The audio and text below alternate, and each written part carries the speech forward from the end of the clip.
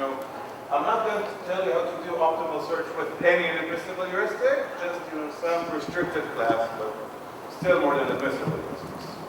So let's talk about admissibility and optimality. So we all know that a heuristic is admissible, right, if it gives us estimates that are a lower bound of the true goal distance, right, goal cost. For any state. So this is a state, and the red line is supposed to be the heuristic, like represents the distance of the estimate, and this is the goal. So this is an admissible heuristic. And we all know that A star with an admissible heuristic will give us an optimal solution, which is great. So is this a necessary condition? Well, we know the answer to that. The answer is no. So I'm going to propose a new definition. The definition is new, but it's been done before quite a while. So we call it globally admissible. So a heuristic is globally admissible if there exists some optimal solution rho, so this is the optimal solution rho, such that we get an admissible heuristic or an admissible estimate for any state along this path. But for states that are not along this path, we might get inadmissible estimates. Right? So we call this global admissibility, and we can argue about the name. We've done that before quite a lot. But let's save that for the questions. So, I mean, I'm not the first to note this, right? So Pearl and Dexter did it many years ago. So A star with a globally admissible heuristic will guarantee that we find an optimal solution. Okay, and actually the same proof of optimality of A star works with a globally admissible heuristic. No changes. But sometimes heuristic estimates can be path dependent. Okay, so the landmarks, for example. So we're going to propose a slight modification of this definition of path dependent admissibility. So rho is some optimal path, and we're going to call a heuristic rho admissible. So a path dependent heuristic now. So it's rho admissible if for some optimal solution rho, and for any prefix of rho, we get an admissible estimate. Okay, so now we're evaluating this path, phi, and because it's a prefix of our optimal solution rho, we needed to give it an admissible estimate. Now, if we have a different path to the same state, we no longer require the estimate to be admissible. Okay, and if it's some path that's not along this optimal solution, then we don't care about the heuristic estimate at all. So this is rho admissible for some optimal path rho, and we can generalize it to a set of optimal solutions, or a set of solutions in general. So if chi is the set of paths along which we have admissible estimates, if this is the set of all optimal solutions, we're going to call H path admissible. So it basically means that for any prefix of any optimal solution, we're going to get an admissible estimate. And if it contains at least one optimal solution, we're going to call it globally path admissible. So there are some examples of globally admissible and globally path admissible heuristics, or they haven't been viewed as heuristics, but we can view them as heuristics. So basically, pruning method, the partial order reduction methods can be seen as a heuristic that assign infinity to the states they prove. And they're going to be globally admissible or globally path admissible, depending on what information you need. But what I'm going to show you here is actually something that does more than pruning. So we'll see that soon. All right, so when we have a globally path admissible heuristic, A star does not guarantee optimality anymore. Okay? Tree-based search will guarantee optimality, so for example, ID A star will work. With A star, we need to make a bit of changes, which I will discuss later. So this is like our goal in this talk, okay, to find some globally path admissible heuristic. And what I'm going to show you is a path admissible heuristic for strings. Okay? So first of all, I'm assuming you all know straight fact, you've been here long enough. This heuristic is based on what I like to call a chicken logic, which is basically why did the chicken cross the road to get to the other side. So how did we get a heuristic out of that? Well, every action along an optimal plan is there for a reason. Okay? So it either is there because it achieves some goal, or it's there because it achieves a precondition for another action. And then that other action has to be there for a reason. And we're just going to assume that we have an end action, and then it's basically just achieve a precondition for another action is the only case we have. All right, so let's look at an example. So this is a logistics example. So we've got two locations A and B, two trucks, T1 and T2, and some package O and A that needs to get to B. And then what we did was load the package onto truck 1. Okay?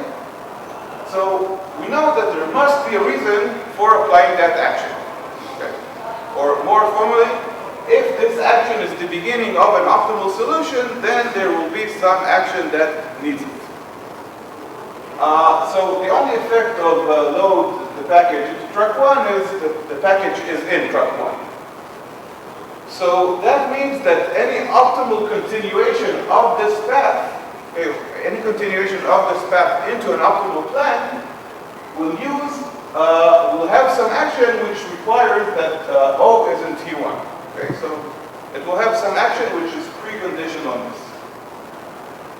So the basic idea is the idea of intended effects, and that's actually related to what Christian Ruth was discussing in the last session with the relevant parts. Okay.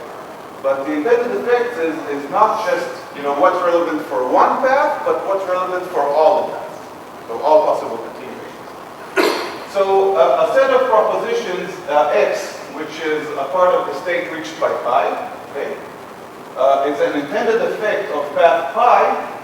So this is a bit informal. If we can use X to continue pi into an optimal plan. So basically, using the notion of relevant, X is the part that's relevant for pi. Okay. So we formalize this using causal links.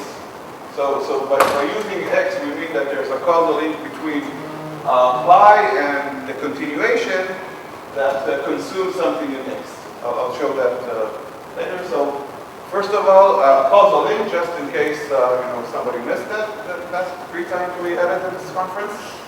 So if pi is some path, then the triple AIP AJ, so these are actually, this is a proposition, is a causal link. If AI achieves P, AJ is preconditioned on P, and there's nothing that interferes with P in between them. So nothing added links P between AI and AJ. So now we come to the formal definition of intended effects. I might lose some of you here. I know it's a complicated definition, but I will wake you up in a few slides. So the definition is with regards to a set of optimal solutions, opt, okay, and unfortunately we do that. So given some path pi, a set of propositions X is an opt intended effect of pi, okay? If there is some continuation of pi, that we're going to call pi prime, such that pi prime is an opt, okay? So this is one of our optimal solutions. And pi prime consumes X. So basically pi produces X and pi prime consumes X, and exactly X, okay? So nothing more than X. So the exact definition uses causal links. So if the opt is the set of all optimal plans, we're just going to call it the intended effects of pi, and otherwise we're going to have the intended effects of pi with regards to opt. Alright, so in the example we had before, the intended effects of load O T1 is a set containing a singleton of O in T1. But for more complicated example, we can get something kind of weird. Basically, it's a set of sets. Okay? So working with the set of sets is not very nice. We don't like it. But we can have a logical interpretation of that. So we can interpret the intended effects of pi with regards to opt as a Boolean formula. Okay, so every set of propositions that's an intended effect is basically a truthful assignment to the formula. And we can interpret any continuation of pi, okay, any path that continues after pi, as also as an assignment, okay, or Boolean evaluation. So it assigns true to the propositions that it consumes from pi, and false to the propositions that it doesn't consume. All right, so again, the notion of puzzles. And then we can basically say that some continuation pi prime satisfies our formula for describing the intended effects phi. All right. So in this example, it's now it looks much simpler, right? So the formula that captures the intended effects of load OT1 is basically O in T1. And what that means is that in any optimal continuation of this prefix, there must be an action which consumes something in this. Okay. All right.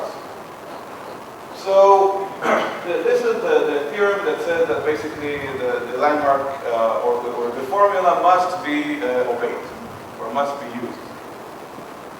Hey, we have a mic now. All right.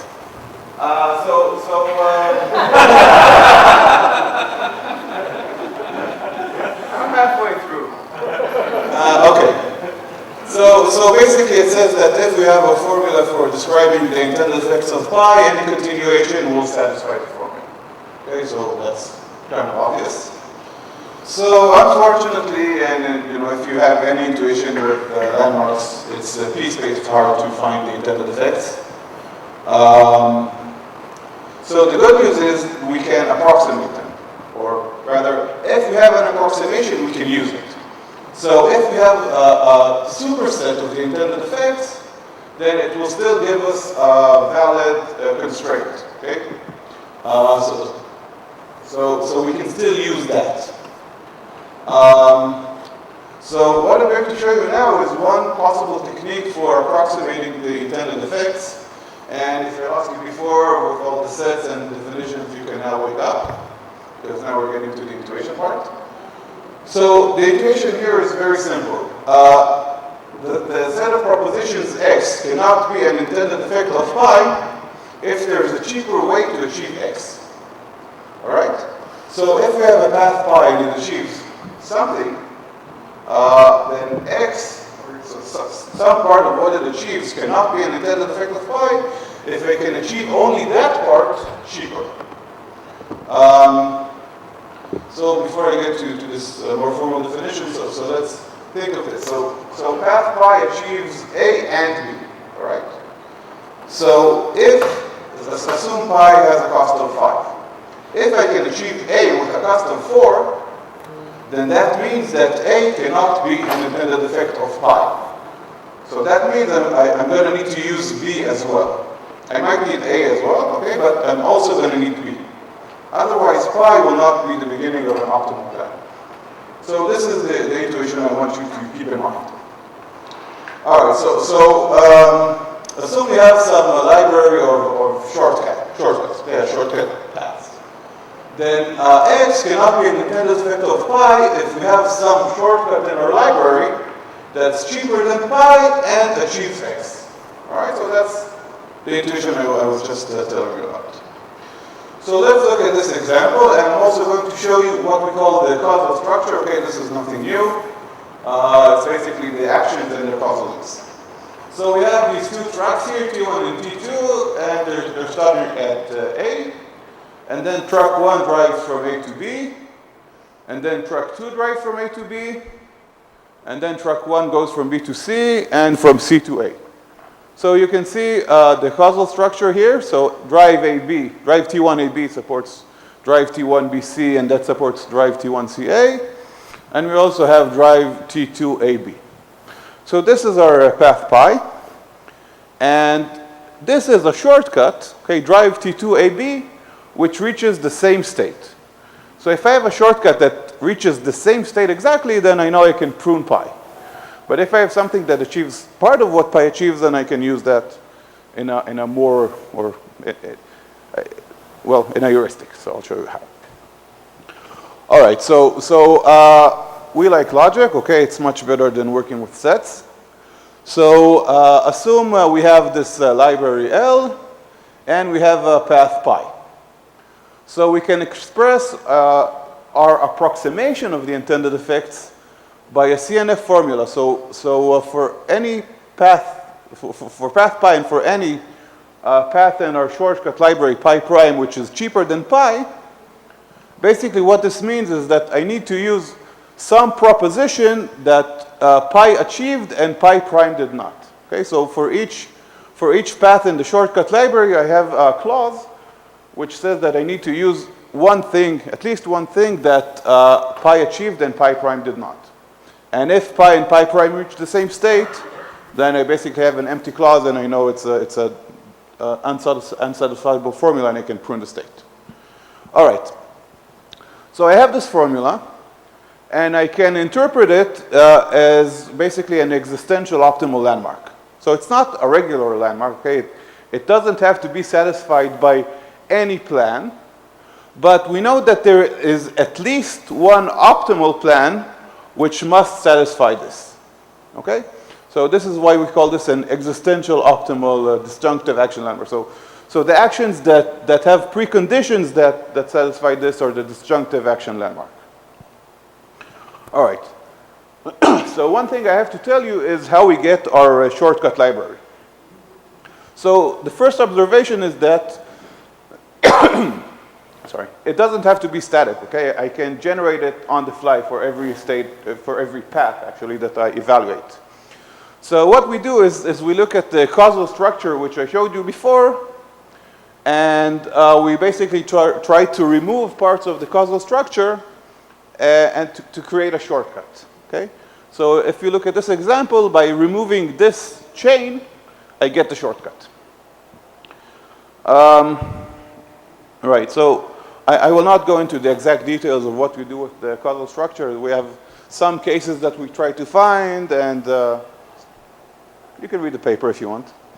All right, so as I said, the formula we get describes an existential optimal landmark. And we can actually use that along with the regular landmarks heuristic, or the admissible landmarks heuristic, and do a cost partitioning over all of them together, okay? So we can write the LP and solve it and get a path admissible heuristic, okay?